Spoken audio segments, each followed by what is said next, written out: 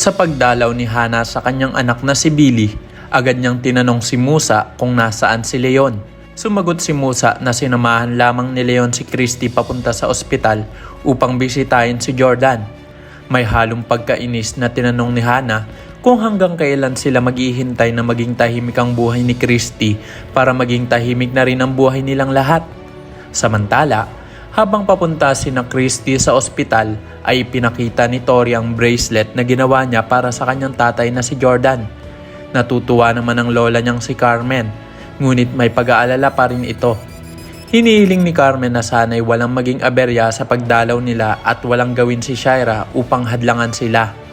Sa kabilang banda, nang medyo makarecover na si Jordan, nagpumilit siyang umalis na ng ospital dahil hindi na niya matiis ang presensya ni Shaira.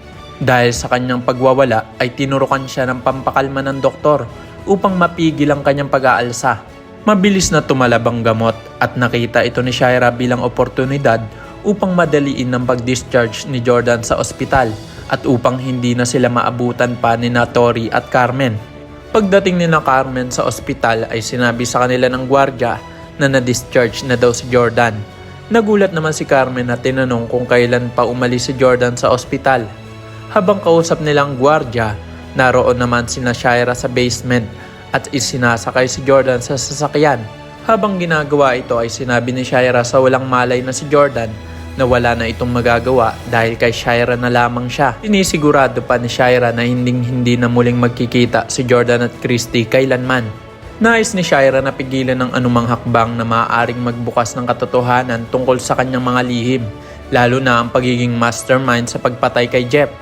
Sa pamamagitan ng pag-alis kay Jordan mula sa ospital, nililimitahan niya ang suporta at proteksyon na maaaring ibigay ni Christy. Ito rin ay isang paraan upang mapanatili ang kanyang posisyon bilang legal na asawa ni Jordan at maiwasan ang anumang pagsisiyasat na maaaring ilantad ang kanyang mga kasalanan.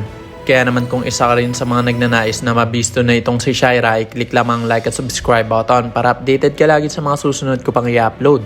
Maaari ka na mag-iwan ng komento sa ibaba para sa iyong mga saloobin at suwestyon. Maraming salamat sa iyong panonood.